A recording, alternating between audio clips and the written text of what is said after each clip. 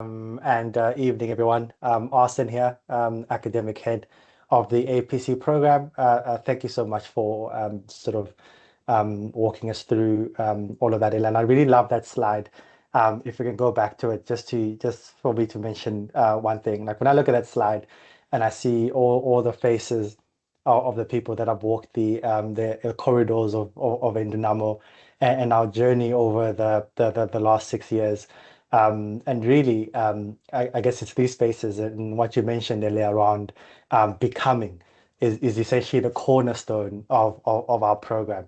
Sort of as I go through our program overview, going through how we've structured it and why, and also sort of covering a little bit of what Ella mentioned around what your colleagues have been saying and your peers have been saying about the program, and sort of the elements that were the key differentiators for them.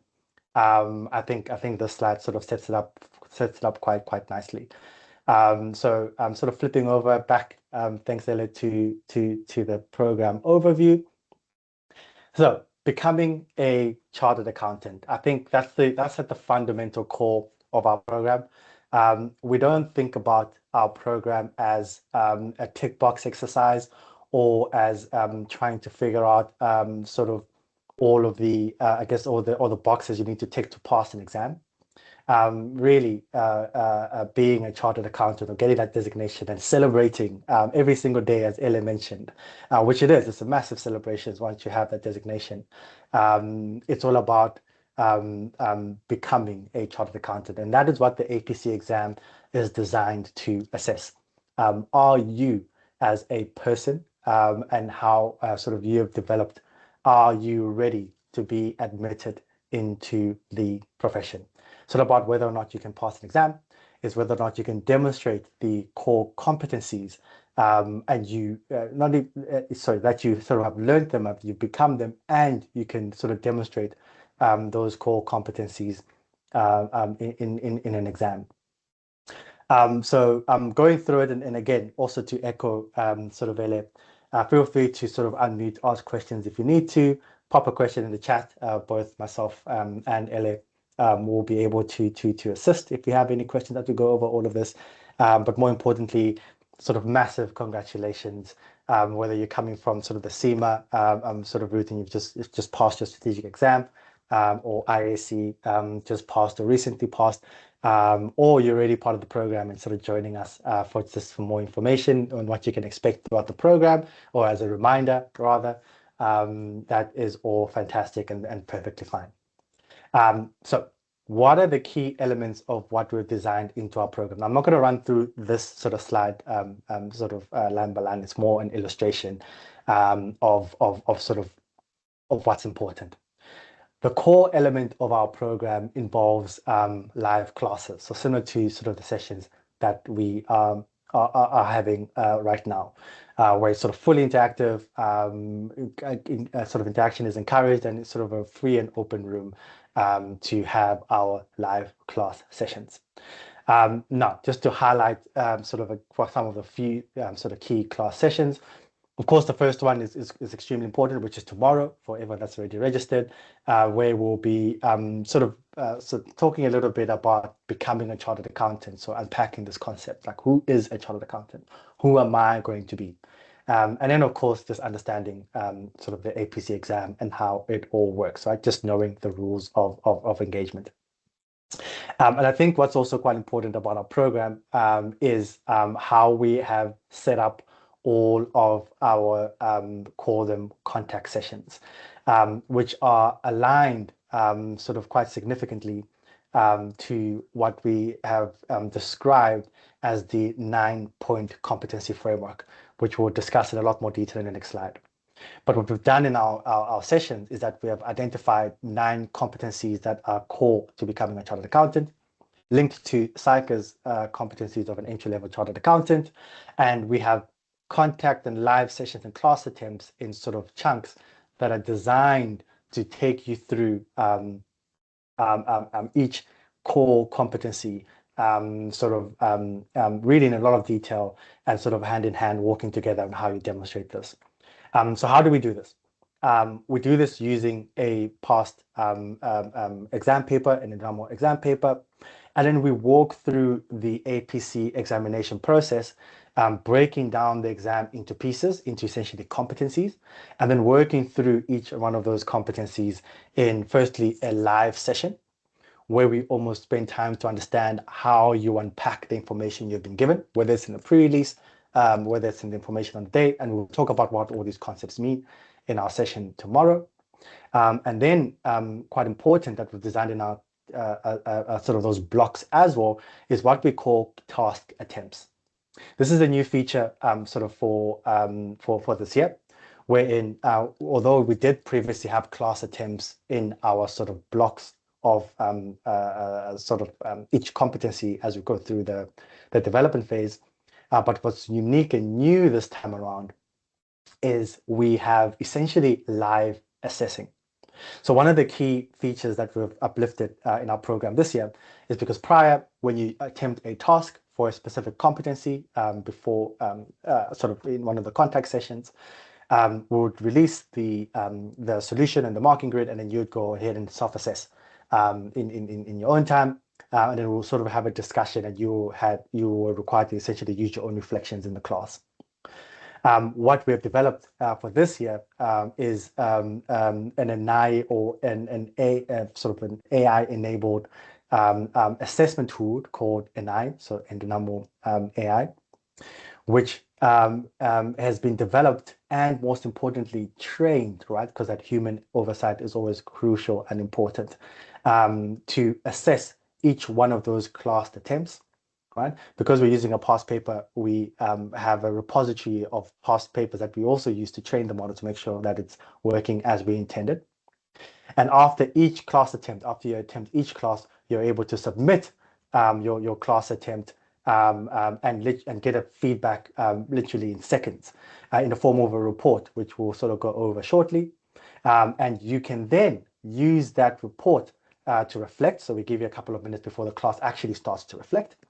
And then when you come to the session, sort of when you talk about the class attempt, then you almost have your readily available assessed sort of report that you can add to the conversation using. But I think even taking it a step further, what your lecturer gets, they get a report that essentially analyzes everyone's class attempt. So your lecturer can immediately see what the trends are. Where the areas everyone was missing sort of the essence, where everyone did well, sort of where something needs to be reframed. So what can then happen in the session, it can be nice and targeted, because also what used to happen in the past, because lecturers didn't have this information, they would want to try cover everything. But with this information now, they can be quite targeted in what they focus on, driven specifically by sort of what you have attempted. So again, tailoring the sessions towards our people, the human being at the center of the Endonamo brand. Remember those faces that we saw a couple of slides back.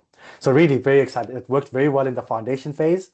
So as you, most of you may know, we have a phase before the development phase that runs for about 2 months, starting sort of Feb. It worked extremely well.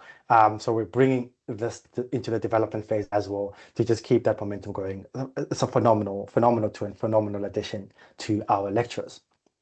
Another thing that's worth highlighting is, of course, you have available a repository of CTA videos that we have and slides that are made available to you. This is essentially sort of across all the core IAC technical competency areas, wherein, and we'll work through it in the program, where you're going to learn how to identify and what we call triggers or signals, and then how to think about what work you need to do from a research perspective to be a subject matter expert in a technical area. We'll talk about all of this throughout the program. The CTA videos is your repository of those technical resources. So your first point of call, your first point of contact can very easily be wonderful videos or lecture slides to help yourself become the subject matter expert. Right? So you have that advantage of having those easy digestible resources and before you almost go out into the world to get the more technical resources. But usually just for the basics, sort of the fundamentals are fine. Private consultations, of course, one-on-one. You're able to book these with our lecturing and professional team who will make time available. You book a slot and you can sort of consult one-on-one with the lecturing team in 30-minute slots. Of course, importantly, we've got a mock exam. This is also a new feature from the previous year. In the previous year, we didn't have a full mock exam or practice exam before we shifted into the assessment phase, which is essentially the phase in which you just write a sort of 3 exams and which you can, from which the results informs whether you get awarded an Endunamo APC certificate, which gives you eligibility to qualify for the to write the exam. So we've included sort of a mock case study as part of the development phase this time around. So this is a fully a full exam that you can write as practice, and of course as part of it it's going to be assessed by an eye as well, which will then help you again get that detailed feedback that we're going to talk about. A key element with the mock exam, and with an even greater extent with the assessment phase, even though our assessing is our assessment is enabled by an eye, there's also a suite of a marking team that gets involved in the assessment of your attempts, that review the output of the assessing, that additional element of sort of human in the loop and ensuring the accuracy and appropriateness of the assessing. Throughout this whole program, especially in the mock exam and in the assessment phase, we don't just give you the exams, assess them and give you your results and walk away. We, as Endunamo, we're always going to walk with you on the journey. So from a technical perspective, not only do we have detailed feedback sessions, which will run similar to the development phase, wherein you will have your assessments, you have your results, and we'll walk through sort of each and every task and sort of chat through sort of the core discussion areas. But we do that in the assessment phase as well, right? So again, after each exam, of which there are 3, we don't just give you an exam, assess you, give you a mark, and then we go to the next one. There's always detailed feedback after each exam of sort of the exams or the case studies, and also those consultations are always available to help you sort of navigate your way through.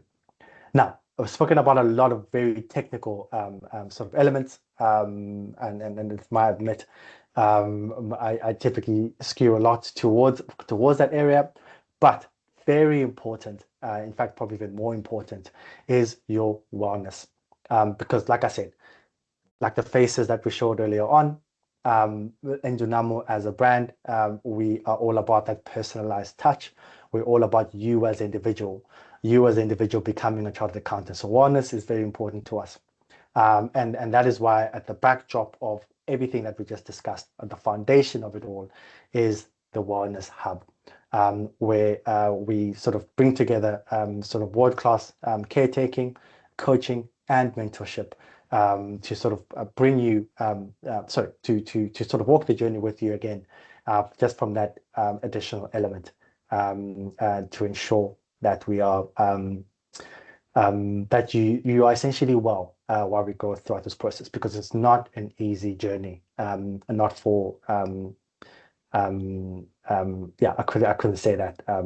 It really isn't. I couldn't emphasize that enough. It is not an easy journey. I think lastly, just to mention before we sort of move on to the next tab, is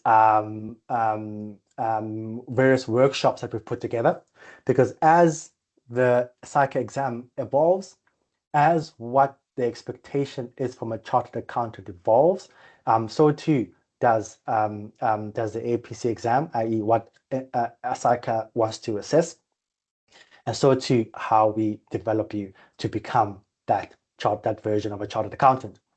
So the 2 sort of key workshops that I really want to highlight, which is a big development from our previous programs, would be, well, I guess this one is similar, will be our business writing workshop. So here we get an external party to come in-house, a professional in sort of work that involves simplifying complex matters into simple language. Complex matters being actuarial sciences. And there's a workshop that gets run that is also to an extent NI enabled to give you that instant feedback that will help you with business writing, right? That's one of the areas as well that has been flagged as a key development area for candidates that are not successful at CICA's exam. And that's ultimately, you may have all the knowledge, all the technical knowledge in your mind. However, to translate that or deliver that message with impact is where the wheels sometimes fall off. So key part of being a chartered accountant is being able to deliver your message, right? It's no use if you have everything in your head and you can't influence, you can't deliver your message. So that's a core part of that business writing workshop, which has been quite phenomenal feedback and you can even see it sort of when we get to the mock exam, just that upliftment in candidates' assessments following that. And again, NI enabled. So you will get a report that analyzes your class attempt against business communication skills. So you can have that knowledge before the session starts. And the second is digital acumen. This one is a very interesting one. I mean, I've been speaking now about AI for the last couple of minutes. We have this sort of note taker, Ella's note taker in the chat that's essentially taking notes of this meeting. So we live in this digital world, which is accelerating super quickly. So what is the role of a chartered accountant in this environment? That has been a focus area for CICA as of late as a new competency area. It's in our program as a sort of type workshop type concept for this year. So just to give you a couple of examples of how we have sort of uplifting the program to deliver that development journey to help you to become that chartered accountant, entry-level chartered accountant that CICA expects. Next slide, please, which is the 9-point competency framework. Now, again, I'm not going to sort of go through each one of these competency areas, but really this sort of integrated 9-point assessment competency framework, it's a lot of words, is at the core of our program. This is how we think. And the thing is, even though they're all separate bubbles, all of these sort of competencies are interconnected. These 9-point competencies is how we're going to start the program, describing them.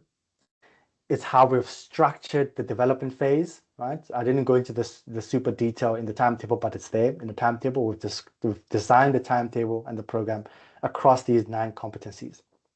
We create create case studies, exams based on and to assess these 9-point competencies. You're going to get your feedback on these 9-point competencies. So really, this is, as one of your previous candidates noted, and we'll see the screenshot now, one of the, I guess, the differentiators for that candidate is that they saw this sort of framework as essentially their map to a successful attempt at the APC program and CICA's exam. And the reason why this becomes extremely important is that it really allows you, because the thing about APC or this stage of your development is that a lot of what you've assessed on, a lot of how you need to think involves a lot of judgment. And so it's not as black and white as you may have been previously used to. So being able to pinpoint sort of not only specifically what you need to develop or what you're very good at, but also how that interacts with another competency is really something that we need to start connecting all of those dots. Right. So to give you an example, right? So top right-hand corner there, we have technical competence, right? So if you're coming from IAC, you probably have a strong base from a technical competency perspective. Right? And then we've got just below that, we've got a business acumen box, right? If you're coming from sort of the SEMA program, you probably have a very strong business acumen sort of competency, right? You may have sort of a strong technical sort of knowledge, but your technical knowledge isn't specifically around and over sort of typical CA type technical competency areas, right? So first of all, you as a candidate in our program need to understand not only what these competencies are, which you spend a lot of time on, but also being able to self-assess which competencies you're good at or which competencies you need to develop. But if you take it a step further, you also need to understand that I need to start off with my technical competency. So if you're coming from IAC, for example, however, I need to not just copy paste my technical knowledge onto my response, but I need to deliver my message, incorporating some business acumen. So understanding the business in which I'm operating in this sort of hypothetical environment being the case study, and then respond with that context, right? So it's that combination of these competencies, right? And doing so in the correct amount of time, so time management, and then delivering my message on the page, so communicating with impact.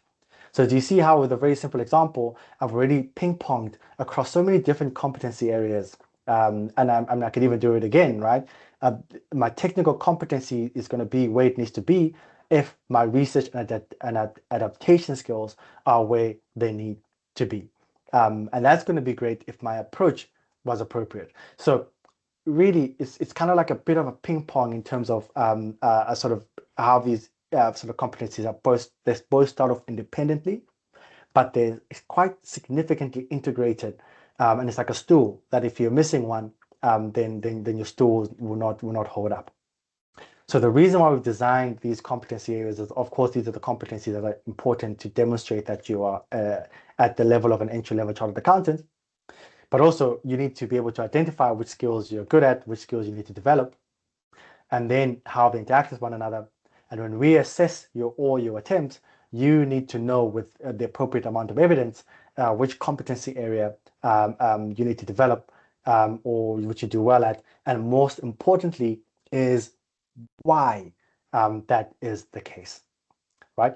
And just to note at the bottom there, you'll see that digital acumen popping in for the first time in our framework, right? So even our framework demonstrates one of these competencies, which is adaptation skills, right? It's also adapting. What is it adapting to? It's adapting to a rapidly changing world environment. And of course, sort of ethics right down the middle and center. But sort of flipping onto the next slide, more importantly, what have your colleagues said about everything that I've spoken about? And that's going to be sitting in the next slide. Excuse us, maybe sort of slightly small, but if you get rid of the chat box, it zooms out quite nicely, and you'll be able to see some of the words that have been mentioned by your colleagues. I think left, right, and center, sort of celebrating top 10 achievement. Thank you, Elia, for trying to sort out the Zoom. You can see Tinashe really highlights that 9-point competency framework as his map to achieving the success that he saw as being the #1 candidate in 2024's ICAS APC assessment.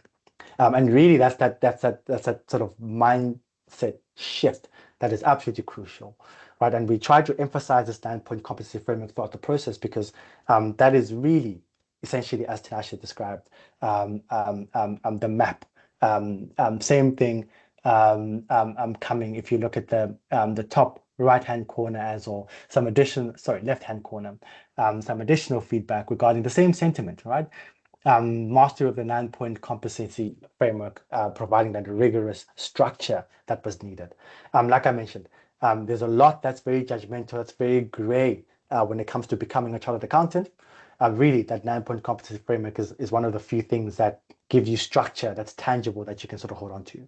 And really, we've designed the program around it so that you can see similar success to what your colleagues have seen. So at the bottom right corner from the bottom left-hand corner, you have that personalized feedback following each case study that was the key to Bootle's success. Now, in our program, we've extended that to personalized and instant independent feedback after every single class attempt, which is really a phenomenal development. Like I said, from the foundation phase, some great feedback from that. And I think if I can, that's from another one, if I can just call out top right-hand corner again, that personalized feedback, that was a core differentiator, right? Because we're all different, we all have different strengths and weaknesses. We all sort of, we're all unique, right? We're all, again, different faces on this page. So it's important that your feedback reflects your performance and where you need to be. And really that NI-enabled feedback really allows us to enhance. I mean, already our brand was all around personalized feedback, and you previously candidates got personalized feedback, but now it's really been enhanced to a whole other level, which I can show you, I believe, on the next slide. I think I can go to the next slide, please, LA. Phenomenal. So what does your feedback look like and what can you expect? And there's just a few things that I wanted to sort of call out sort of in looking at this particular sort of these snippets on the page is the first important piece is that purple on the right hand side. Those 9 competencies I mentioned. And then you have your outcomes, whether or not you've achieved those competencies or not, right? But I mean, that's just the beginning of the story. And is that really useful to you, right? Knowing that you've achieved it or not. I mean, it's a great result that we can see on the pink.